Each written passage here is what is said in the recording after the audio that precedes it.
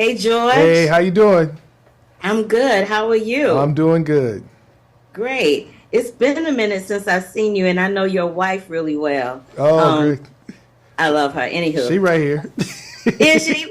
Hey, Marsha. Um, she's like, who's that? Anywho, I wanted to talk to you about most of your films are usually from an African American familial point of view, but I've never seen you delve into the world of sports, not like this. What attracted you to jumping into the story behind George Foreman? I'm gonna just tell you from an honest standpoint, it's just the journey of the character. Like, you know, George tells this story of him as a young boy and everybody writing him off and said he wouldn't be able to be anything in his life.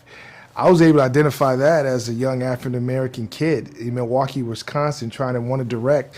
I wanted to be a director. Most of my friends tell me no directors come out of Milwaukee, Wisconsin. Nobody come out of Milwaukee to do anything.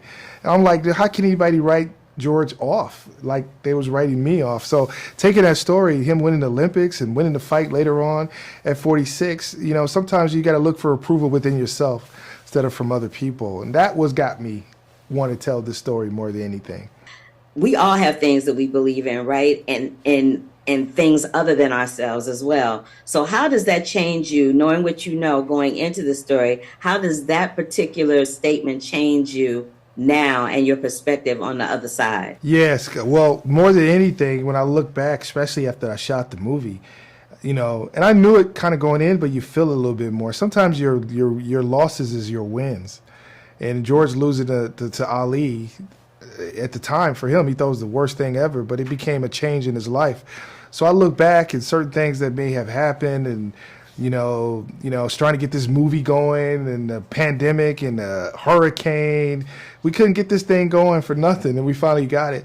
It's just, sometimes you just got to endure, and then you realize that a win is going to come out of that. So that's something that I was able to take away myself after making the movie.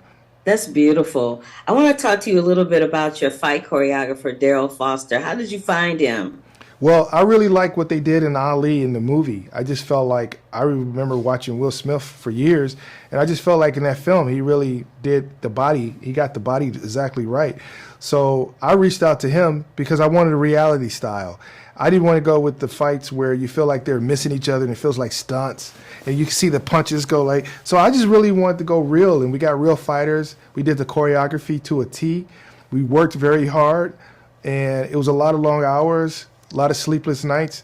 But at the day, one thing that we had was the 70s style boxers and the 70s style fighting, and that's something that I wanted to get across. One last thing, talk to me about the fight sequences and how you shot them. Because I know it's hard to have a camera in a ring. It's a very confined, small space, a lot smaller than people think.